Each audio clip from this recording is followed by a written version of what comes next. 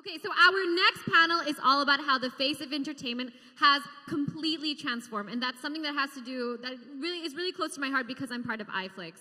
And I'd like to call up our moderator, Pa Alex Rusli, iflix Indonesia chairman.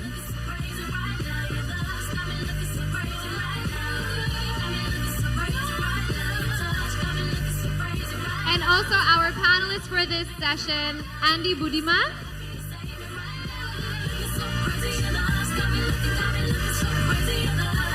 and Alistair Johnston.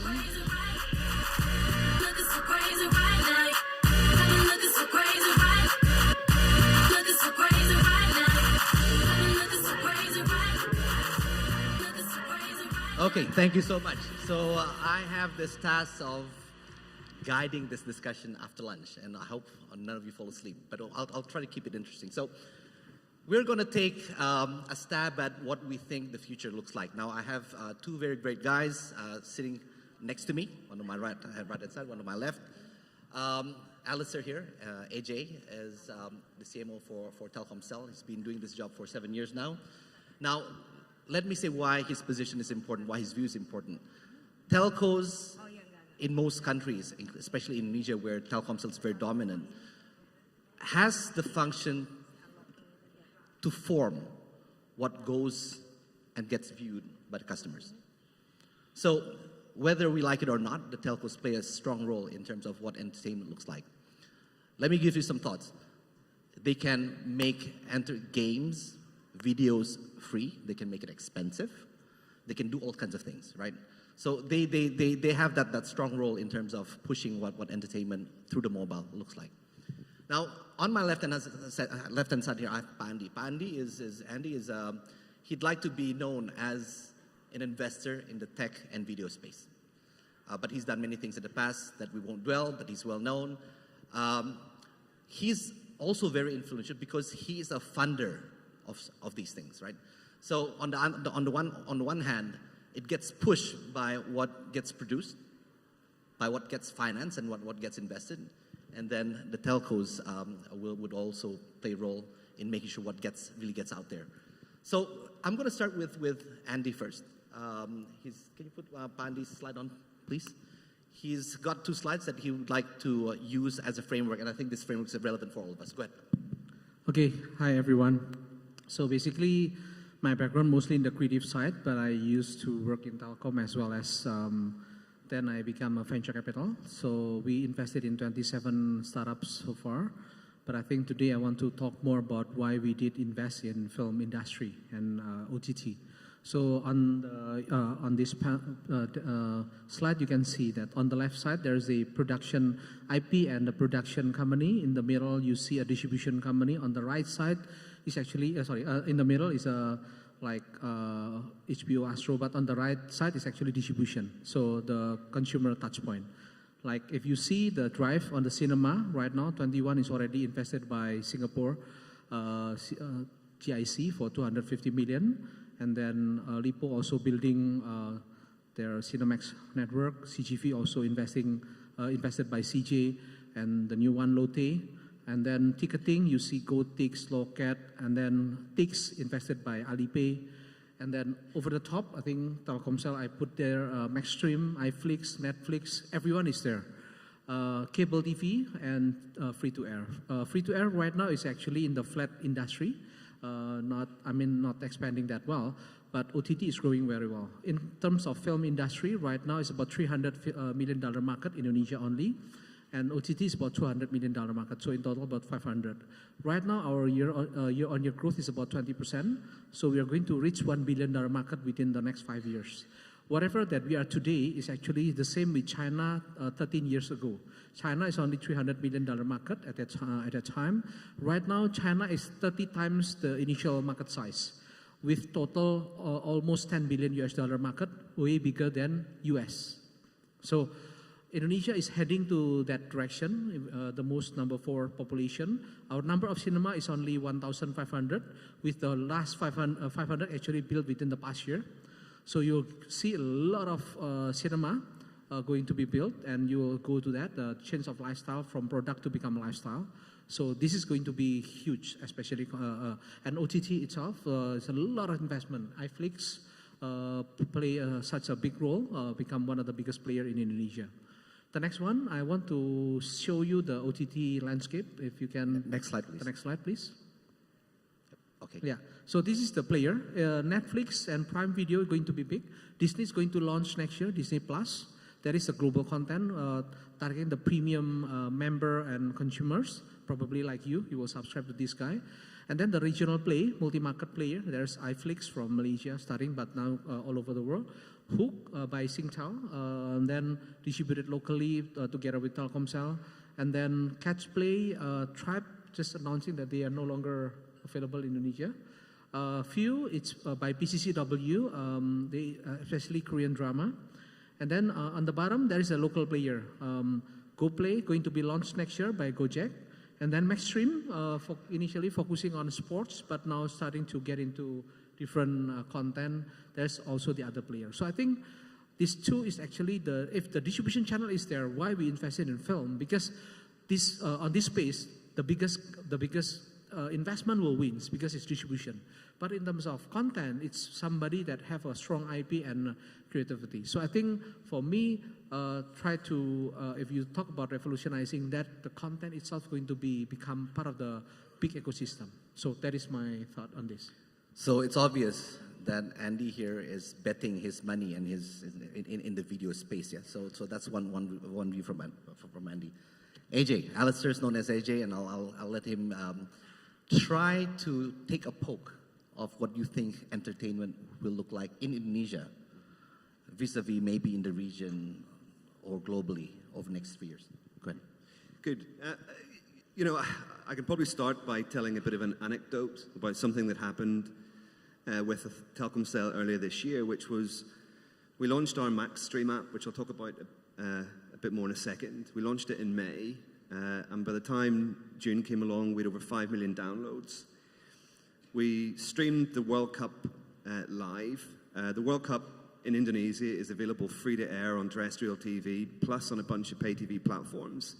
But actually, we had over 2 million people simultaneously watching, which completely took us by surprise. In fact, we were quite unprepared for it. And for me, the memories of the World Cup period are a little bit unpleasant because it involved late-night meetings with my team trying to figure out CDN networks and how to deliver the content and give a great customer experience. And I guess I tell that story because I think the time is just now where we're seeing big growth in entertainment via the mobile device and in a mobile environment. I mean, if you think about it, it's not that long ago in Indonesia that 4G networks were launched, maybe 3 years ago. It's not that long ago that 4G handsets were a relative rarity. But today in our business, more than 2/3 of our traffic is carried over 4G. 2/3 of our smartphones on our base are 4G. So really the infrastructure and the kit is there for people to access high quality video content. And we're seeing a lot of evidence that that's exactly what's happening. So not just the World Cup, but we've seen it with our Maxstream app, we've seen it with our partners iflix and Hook and View, who have attracted a lot of traffic. But what I would say is I don't think it's all smooth sailing from a business model point of view. Now, as a mobile operator, we're lucky because we make money through data. So whatever video you're showing through whatever platform, if they're watching it on my network, I'm making money.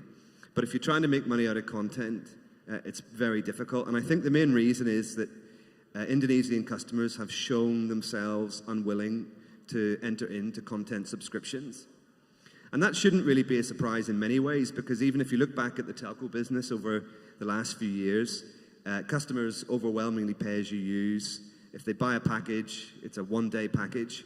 So trying to tempt customers to buy monthly content packages across a bunch of different platforms is very difficult. So what we believe is going to happen is that advertising is going to be really critical in this market. So, sorry, why did VAS make money back then? I mean, you mentioned that. I think because it was sachet pricing. So I mean, I think the money on content will come from advertising, but if it comes from direct customer payment, it needs to be per movie, per live event, per day maximum. I think, in Indonesia, the mass majority of people are not wealthy. I mean, Telkomsel's ARPU's less than $4 US. So if you think about that, if you're trying to sell a $5 monthly subscription to content, you're going to struggle. So what MaxStream is all about is about creating a platform and ecosystem where people who want to be in the content business can monetize their content. And we're trying very hard not to be a greedy telco. I mean, I'm sure you all have different views about telcos, but our objective here is to provide a platform where people can integrate their content and can monetize it, and we'll take a fair share, and our partners take a fair share. And importantly, we're not focusing it just on Telkomsel customers. We want to work with Indosat and XL and the other players, and we're quite happy to share advertising revenue with them as well, because I think the bigger prize is finding that business model. The customer demand is there, the equipment is there in the market. There's a big demand for content, and I think finding a way to finance that and pay for it, I think will unlock a lot of the business value. So just before I go back to Andy, you talked about movies, films, and all that, right? But entertainment isn't just that. Can you touch upon other parts, games and all that? How many hours per day do people watch videos, play games, blah, blah, blah, and all that? Yeah, I mean, on video, we have about 60 million video users on the base at the moment. Video traffic is about 40% of our video traffic of our network traffic, and it's doubling every year. So, big amount of usage, big growth. I think the other area which I get excited about, possibly even more so than video, is games. Because actually, it's not a sort of jam tomorrow story. It's something which we make money out of already, in that games is a monetized business. People buy currency for games. And one of the opportunities that Telkomsel has in Indonesia is, as you know, it's a relatively unbanked market. So we're able to collect money from customers and enable them to buy game tokens. And we're actually really excited about it. We do a bunch of stuff on esports. We have our own esports competitions. We have our own platform called Dunia Games, which is a games platform. We have our own esports teams. I mean, we really think it's going to be an exciting area. So coming back to you, Andy. So you're focusing on investing in videos, video content Yes. today. So, I mean, the behavior of people on the big screen and the small screen is quite different, I would Actually imagine, different. right? Where you Can you touch upon that, and what do you see your niche? Okay, so just to give you a context of what Indonesian people likes to see, four top genre is basically, first is comedy, the second is drama, the third is horror, the number 4 is Muslim drama. So basically, this is what Indonesian people see on the cinema. If you look at the top above 1 million tickets sold for cinema, then basically this is what people are interested in. So films like thriller, sci-fi is nowhere near that. If you look into Star Wars, that is not doing well in Indonesia. It's because the lower income people, the C and D, will not see into that. Thriller is not doing well. Horror doing well. So Horror doing well. doing very well. If you go to top, Susana get 3 million, right? So, and a lot of horror. But anyhow, I mean, if the good thing about that is for cinema, because Indonesia, there's only 3,500 film ever produced in Indonesia. Only 100 reach 1 million viewers. Only 21 reach 2 million. Yeah, above. Right. So, and then there's OTT. The OTT is actually a different ball game altogether. Means that there's Telkomsel already invested in Brata. I think it's a good, somewhat detective thriller. That is not going to be made in film because it's not going to do well. It's simply because the market for cinema, people needs to go there. But it's for video, it's actually served on a platter for you. It's free if you subscribe, or it's advertising supported. So actually completely different model altogether. So in the video, you will have a lot of niche, a lot of vertical. So you don't have to create for mainstream. You can create whatever content, and there is always an audience that is very loyal to that content. So for a filmmaker, I think this ecosystem is doing well for the film and the video supporting. So both, especially high quality content you can find later on will be available on OTT even more than cinema, because in cinema you cannot get a good audience for that. So you also invest in videos for OTTs? Yes. So can you give a characteristic of what you would invest in given the market you see So today? for right now, the business model for investment, for film investment, there's only 4 business model. One is actually the theatrical release. Second is actually OTT, which is Netflix style. Number 3 is sponsored or advertising. Number 4 is free-to-air. Free-to-air is only have a limitation on what they are able to spend in 1 year. So basically, we are more relying on those 3. And then if we want to invest, basically the filmmaker now consider cinema as the main, and then they consider all the OTT player as their ATM. So they want to sell it to you as much as possible because they believe that you're supposed to pay them in advance a lot of money. Later on, the dynamics will change when each of the OTT will reach like at least 5 to 10 million viewership in one. So they actually can create blockbuster because they have the audience. So that the dynamics will change. And for us as an investor, we offering like this. Hey, instead of all the filmmaker treats them as a ATM machine for them. So what I propose is let's do partnership. I'll invest some money. You put in commitment in advance. So we co-own whatever that we are able to monetize together. So that dynamic should be able to be more sustainable for all the party in the industry ecosystem. Right. So coming back to you, Ajay. So from the telco space, right? I mean, you as Telkomsel, you also invest in the Maxstream. It's something that belongs internally, right? How do you differentiate between these different modes of transfer of getting to the customers? You know, you partner with iflix, obviously. You have Maxstream, and you have the Singtel has Hook. Yeah. How do you differentiate between that, or you just let them fight in the market? I think we just let them fight in the market, to be honest. I mean, at the end of the day, we don't have any more right than anyone else to kind of predict the future and get it right.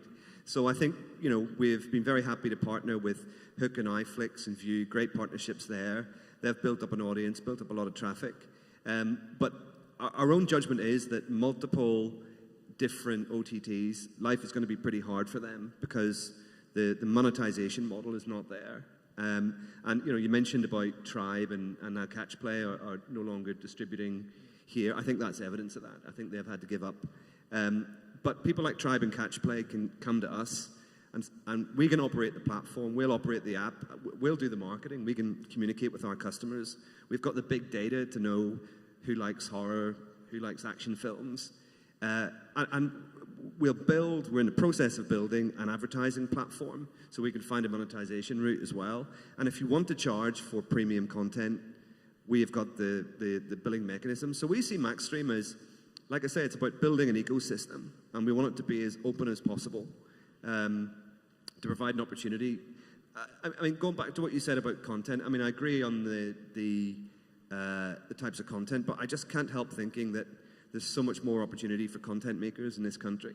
I mean, Indonesian content, what Indonesian customers really want is Indonesian language content. That's, when you unpick it, that's what really works on the platforms. Yeah. And we see the data. And I think the quality and the quantity of it is limited. And for a market of 250 plus million people, I just think it's a great opportunity. Yeah. But if we don't find a way to make a return on that investment, it's not going to happen. So that's really the puzzle we're trying to solve. But we don't know. I mean, we try things and we try and make mistakes quickly. I mean, I say to the team, you know, try it. If it doesn't work, get out of it quickly. And you know, in a year's time, as we were joking earlier, I'm sure a lot of it will be different. But hopefully, we mostly get it in the right direction. Do we have a list of questions from the floor that we put above? Now, while waiting for this, I want to get your feedback from your end. It's investment and from your end, but it's these interactive videos that seems to be not yet here, but as 4G becomes stronger, 5G is coming, watching and interacting with the screen becomes much easier. What are your thoughts on that? Would you invest in things like that, or? At this moment, it's not yet a proven model. So I met with the VR guy to talk about the possibility. For them now, what they said is not what I said, right? He said that, hey, VR is not yet there to, let's say, makes people really interact and engage in terms of consumption of media, right? So what they do is trying to, hey, let us become the era of era distribution phone, right. Instead of try to become the BlackBerry. Because for them, to create a distribution model out of the game center, whatever. That is a simpler business model compared to try to creating their own content, right? Because right now it's still very, very early. I also invest in one company called Touchstand. It's a game company. Our market is more towards mix between Indonesia and outside Indonesia. But again, it's not yet even touching to this model. It's not a proven model yet. Not a proven model yet. AJ, any thoughts on that? Nothing. Okay. So there's a question there. Let me try to, the first one is interesting. How do we work around the Southeast Asia consumers' aversion to paying for content and the prosperity for piracy? You're investing in this. You hate piracy, I'm sure.